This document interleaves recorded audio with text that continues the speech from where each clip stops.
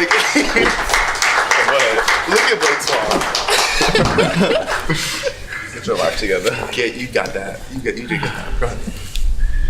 Hey everybody, thank you so much for tuning in to another brand spanking new episode of Brotherhood TV. Give yourselves a round of applause for being here. Thank you so much. So today's episode is a very important one. It is domestic abuse, domestic violence in the gay community. But before we get into the topic, we will start with our trending topics. And Amir will start us off with that. So first of all, I want to comment, and I don't know if Alex got it on camera, Blake's entrance this morning, that walk in today. So I want to make sure that he caught that on camera. But anyways, so Massachusetts became the 16th state to pass a transgender equal rights bill. The bill protects against employment, education, housing, and credit discrimination. It also adds gender identity and expression to the state's hate crime laws. So we would like to, congratulate Massachusetts on that, the great state that we live in. And I want to get you guys' thoughts and what did you guys think when that passed? Because I know I have my own thoughts and everything, so I want to put that out to you guys. Well, I'll start. I actually volunteered with Mass Equality. We're doing some of the phone calls to people to get their, send a letter, leave a voicemail to the representatives about why they should support the bill. And it was just, I think the whole process, the whole experience was interesting because you got everything from people like hanging up in your face, people cussing you out, from people, of course, being supportive.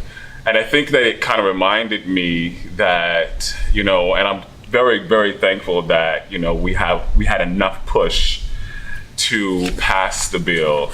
But the whole experience was just really interesting, getting sort of that wide range of responses and that there's still transphobia in our community. And it was an interesting experience. Definitely. I think on the national level, if we go back to INDA, the Employment Non-Discrimination Act, there was a lot of backlash when HRC, the Human Rights Campaign, was trying to pass this on a federal level to where employment non-discrimination was available for individuals LGBT who identified as of. And they began to have issues with the transgender part of the bill because people were like, well, what's the issue with employment or someone who is dressed like a man or something like that going into a woman's bathroom? And so that came into play and HRC tried to drop it all together and just create this backlash. But on the state level, I'm really glad that Massachusetts was able to, look beyond all those different stereotypes and all those different things that really have nothing to do with the ability for people who are transgender to get the right opportunities to job and employment. So. I mean, I'm definitely proud of Massachusetts for passing this bill. But at the same time, I hope, when I heard about it, I just wanted to make sure that it wasn't one of those things where, okay, so here's our new pretty thing that we're gonna go after. It was Don't Ask, Don't Tell, then it was gay marriage. I'm making sure that they're gonna pass this bill, but then we need to also make sure that we are, helping these people find jobs, helping sure that we are enforcing the bill and make sure that we're enforcing the laws.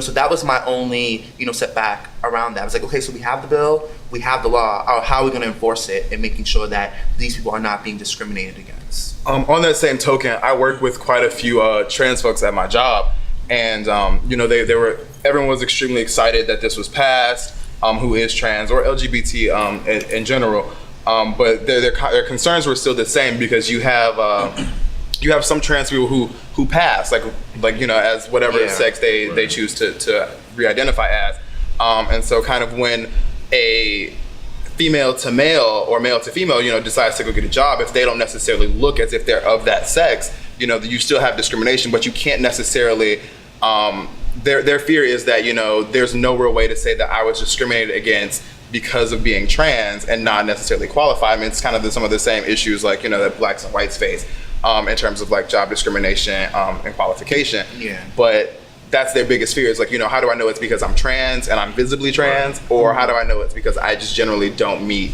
the criteria, or they found someone else that's better.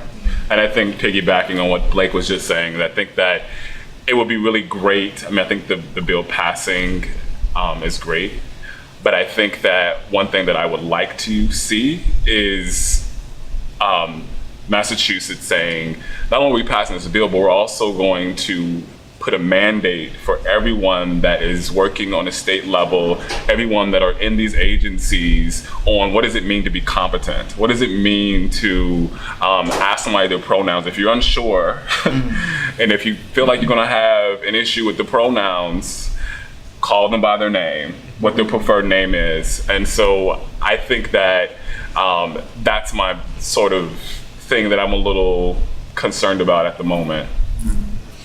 Well, to get into our next trending topic, is around kind of hip hop in the gay community. So relatively recently, a couple artists have come out. I guess Fat Joe being one in particular, who has said kind of like gays in hip hop just need to come out.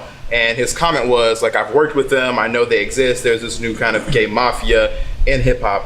Why don't they just come out and be who you are and kind of live your life? Because we know you exist.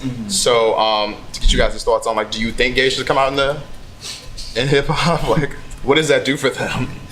I'm sorry, but I feel like, and I've said this before, that if you are a certain age and you are not relying on your mother and you're not relying on, living under your mother's roof, you are a grown ass man. I don't know why are you playing this like closet game and all this extraness. Like, I definitely agree. Gays need to come out, in hip hop and definitely set an example for, younger people that's under them.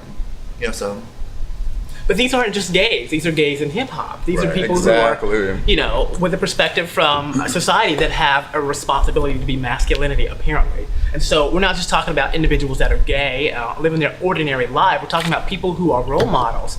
So what is it like for them to come out and they have a requirement, I believe, I guess, in somewhat to be a role model, right? Yeah. But they're also making money and they're afraid of presenting themselves as someone who's gay, lesbian, bisexual, transgender, and losing their fans. Yeah, you gotta set an example. Definitely, they have to set an example. It's like, it's not optional, I mean, I think the challenge sort of, I agree completely with Aaron. I think that there's some big risks of coming out. Like what? I mean, for example, Okay. If we can just use the B Slade, formerly known as Tone, when he came out, for example, renowned, like internationally known gospel artist, very well known gospel artist, Verity Records, did work with so many of the top gospel artists these days. When he came out, he got so much backlash from the black church. He got dismissed from the record label. He lost a lot, but I felt like he gained so much more within himself. Exactly. So I feel like they have something real to lose. Well, I disagree. Can I say we can get back to your disagreement and your comment once we get right back here on Brotherhood TV, only on BrotherhoodTV.com. Welcome back to Brotherhood TV, only here on BrotherhoodTV.com. So to jump right back into the conversation, Amir has some disagreements So my comment is that it's completely ridiculous. Like, as a grown man, you have nothing to, like, my thing is this, where you need to be, you will always be.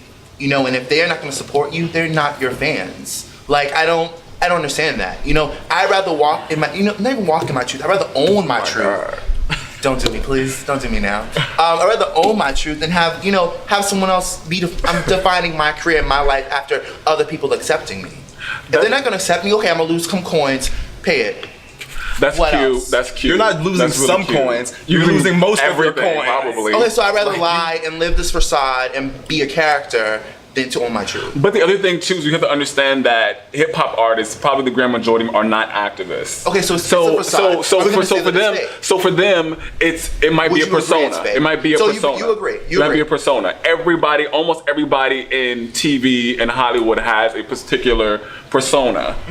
So I feel like if they want to have this persona, they're making all their money, they might not feel like they need to come out. I guess I don't feel like, I personally see the importance, but again, everybody is not activist minded. When kids are out there dying, when kids are out there killing themselves, kids are getting bullied and getting their ass whooped on a regular basis, it's important for them to be examples, for what it is to be, a person of color, to be black, to be gay, to be lesbian, whatever it is. They have a responsibility. It's not optional, it's their responsibility. So I just don't agree. It's pay it. I don't. But that's not a responsibility that everyone wants to take. I mean, I'm sorry, but if you are, you cannot force that responsibility. You cannot tell someone that they have to use that. Responsibility. If you have a platform and you have people that are listening and following you, you have. Well, then, I mean, if that's the case, then everybody has the responsibility to support, like, you know, no bullying, anti-bullying laws. Like, I mean, but that's not something everyone chooses to endorse. And you can't force that opinion on someone else. Yeah, you voice it, but what I'm saying is I have a problem when you're in the closet and playing these games and you don't step up and have something to say, and you're gay and you know it. And like, why are you playing this character and playing this game? I have a problem, you know, with the idea of someone in hip hop being gay, but also bashing the gay community. Right. That's what I mean. I can understand if you're gay, but you're closeted and you're afraid of coming out because of within your fan base. But if you haven't, you're not doing anything. Blown on a regular. I don't. If you're not doing anything to, I guess, discriminate or dehumanize the LGBT population, then you know it's gonna happen on your own time and process. But if you are out there rapping and talking about gays, no homo, fag, this and that, I have a problem with you. So on the topic of being gay and bashing gay people, Bishop Eddie Long. Thank you. I think that's a great segue to our next trending topic. Thank you, Amir. Bishop Eddie Long. The Bishop Eddie Long scandal. I mean, sure, a lot of you all out there have heard over a year ago, and if you haven't heard, over a year ago, Bishop Eddie Long, 4 young men came to the forefront and basically talked about Bishop Eddie Long using his position, using his power, using his money to manipulate them into sexual acts, sometimes in the church. And so, for all those who may not know, Bishop Eddie Long is the senior pastor of New Birth Missionary Baptist Church in Georgia. And he has a congregation of like 25,000 people. And he's on TV, he has ministries across the world, and this whole thing came up. And so recently, actually, after not hearing anything, it was reported that he had paid the settlement to sort of make everything less complicated. But in addition to all of that, his wife of like 20 years is filing divorce. She wasn't getting paid enough. So I just kind of wanted to open it up to the brothers of like thoughts on this whole scandal of sort of like the recent things that's happening. Bishop Eddie Long is a big girl. Like, she wasn't getting paid enough. I mean, she wasn't getting paid enough. Did you see the house they lived in? She still wasn't getting paid enough. I'm sorry, my husband's getting blown out by like multiple people. There's not enough houses. So I personally think that the scandal's a little bit too much, and kind of the media coverage that it's getting. I mean, granted, you know, these people have, or Bishop Eddie Long has done some things that I'm sure no one in here would be proud. Wait. There's not enough coverage on it. He needs to get dragged on a regular basis. The thing is, I mean, for the sake of his wife and family, I mean, I think there's kind of a point where you need to be like, okay, we need to kind of back off it. And we know he's less than human at this point. But we can't continue to like drag him through. But like, let his wife figure her shit out, and you know, if she wants to get a divorce, if she wants to keep it, or if she wants to get divorced, no one quite knows what she's doing. She decided to stand behind her husband at first. So now she wants a divorce afterwards, and then she wants to stay. And he's taking a sabbatical. And now she wants a divorce again. So Bishop Eddie Long is taking a sabbatical. And she to focus on family stuff. I'm sorry, he was getting blown, and she knew the whole time. You cannot tell me my husband of 20 years is getting blown out by guys and I don't know anything about it. So she's a part of it. I'm gonna have to. I mean, I'm not necessarily agreeing with one perspective. She's a part of the hypocrisy, and she's guilty for the hypocrisy as well. But I so feel she deserves like to get dragged as well. I feel like having a little bit of compassion, and then the fact that we're talking about someone who has, oh my God, said so many hurtful and hateful things to gay people, and now he's experiencing this, and so is his wife. She has been behind him through that, and she never stepped up and said, "I feel like you need to tone your rhetoric down in church." So her experience with this, I mean, they deserve it. You know, they deserve this. They need to be put in the spotlight because they have caused so many people a lot of pain. And what about their children? Their children too, because their children are probably going out to the colleges saying all these hateful things. Yeah, they all deserve it. They even decided to have Coretta Scott King's funeral at this place when she was a staunch supporter of LGBT rights. Right. And so it's just like, how dare you? But you know do all these what's more amazing to me is the fact that I feel that, especially people of color, churches of color, willing to step up and have something to say against this. Like, people just aren't talking enough. So I don't feel like there's enough media on it. I don't believe there's enough media coverage around it. Every chance they get, they need to drag him to filth. Every chance they get. My opinion. We can talk about all the implications Me of personally, what is in my happening. opinion. Me personally. We can talk about all the implications that are happening from pastors and ministers talking about the hateful things about LGBT individuals from the Bible and relate them to bullying and suicide ideation. We can relate them to HIV/AIDS, the down low syndrome, and the people of color. We can talk about those kind of things that are exacerbated because of the things that are being preached and taught in churches. Yeah. So I say drag him out. I'm with you, Penn State. Wow.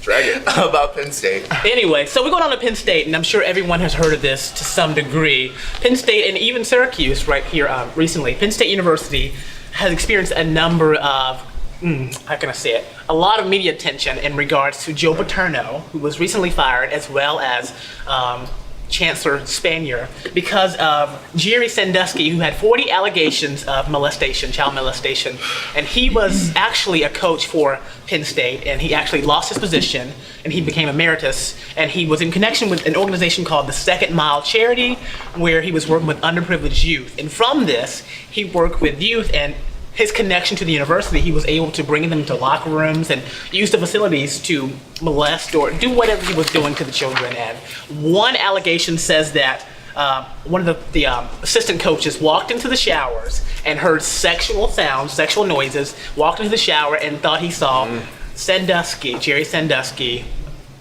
having sex with a younger boy. But the actual victim said that did not happen. But right now, Jerry Sandusky has been put on house arrest until further allegations have been completed. So would you agree that he needs to get dragged as well through the media? Yes, I would agree. However, hold on, but we're gonna come back. We'll come back right after this, I wanna so know stay why. tuned. I want to know why they're speaking.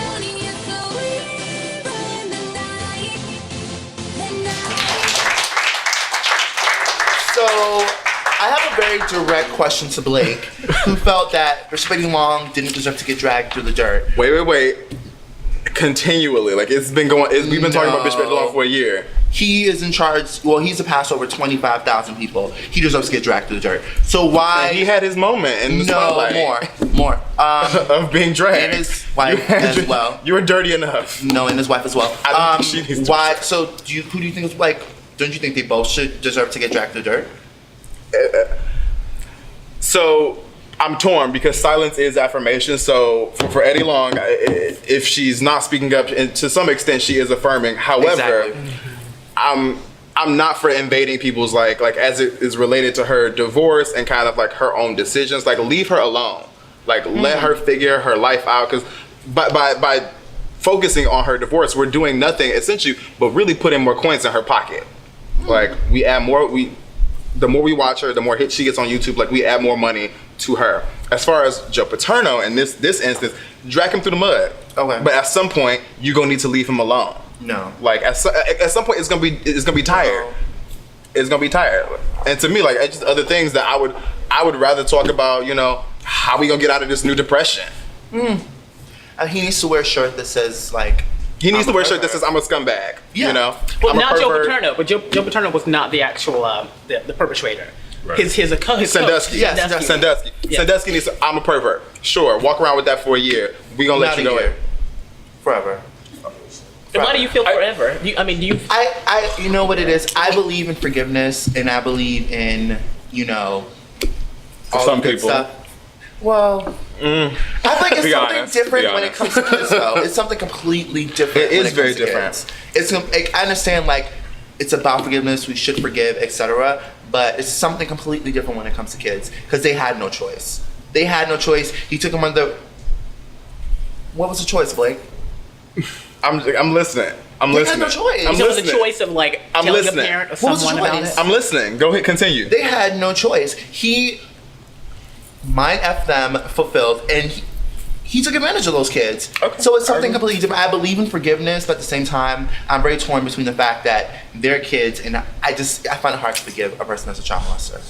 So my stance on it is that I definitely feel like paternal needed to be held accountable. Yeah. I think that there's some level of responsibility, but I think that we also need to take into consideration is that sexual abuse, molestations, rapes, all these different things has happened in so many homes, and we have been taught to be silent around those issues. What goes on in his house stays in his house. So I think that there's also this consideration of who has taught him, you know, who teaches anybody, you know, that this is what you do when this happens.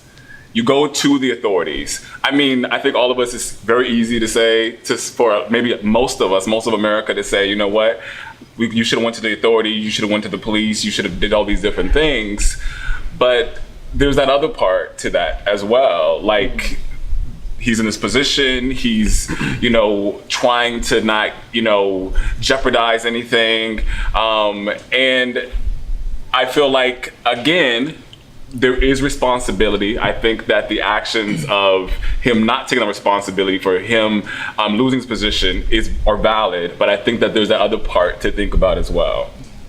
I think what this can potentially do is when individuals who have been, you know, sexually molested, when they come and actually admit that what's been happening has been going on for several years, it begins to produce this idea that people are like, well, why didn't you say something sooner? Is it valid? Is it real? Is it true? Right. So we invalidate a lot of what people who are experiencing sexual molestation, we invalidate that by saying, well, I don't feel like that's real. And so they begin to think, well, no one's gonna listen to me. Yeah. So it's this chronic cyclic issue that we should address.